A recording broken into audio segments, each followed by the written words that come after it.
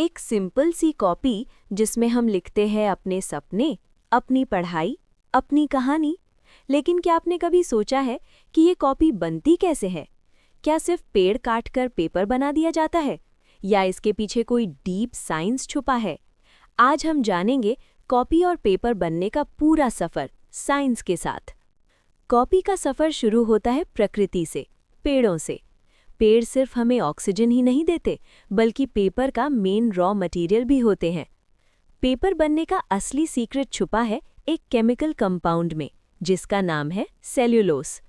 Cellulose एक natural polymer है जो प्लांट्स की सेल वॉल्स में होता है।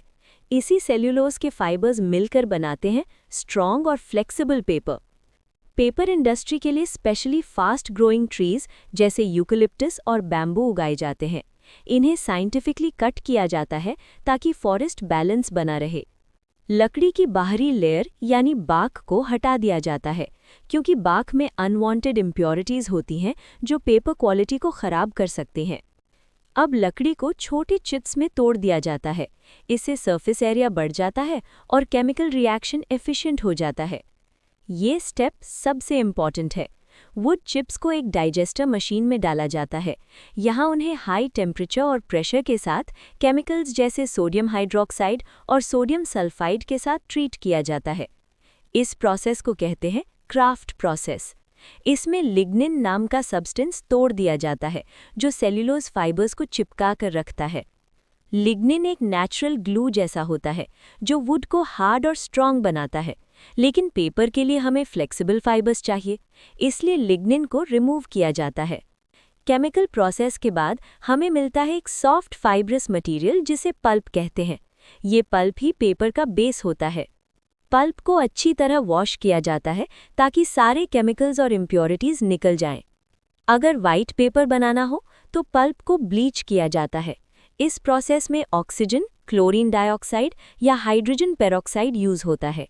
इसका गोल होता है लिग्निन के बचे हुए पार्टिकल्स को हटाना और पेपर को ब्राइट और क्लीन बनाना। जब पल्प को वाटर के साथ मिक्स किया जाता है तो सेल्यूलोज फाइबर्स एक दूसरे के साथ हाइड्रोजन बॉन्डिंग बनाते हैं। ये बॉन्डिंग ही पेपर को स्ट्रेंथ देती है और बिना ग्लू के भी पेपर स्ट्रॉन्ग बन जाता है। अब पल्प को एक मूविंग मैश स्क्रीन पर डाला जाता है, जहां से पानी नीचे निकल जाता है और ऊपर रह जाते हैं फाइबर्स जो शीट बनाते हैं।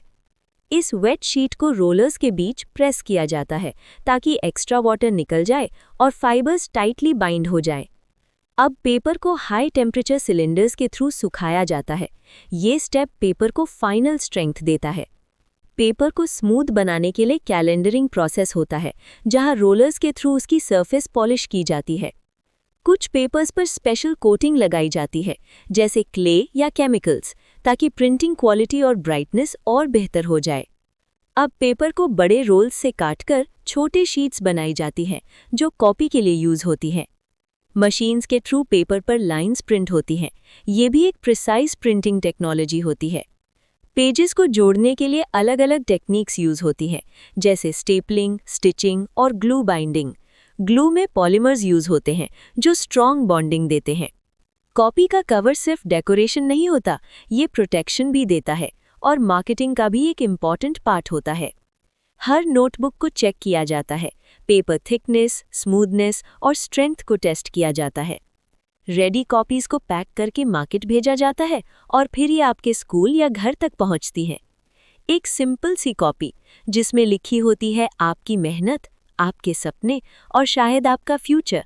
सो अगली बार जब आप कॉपी खोलें तो याद रखें, इसके पीछे साइंस और नेचर का एक अमेजिंग सफ़र छुपा है।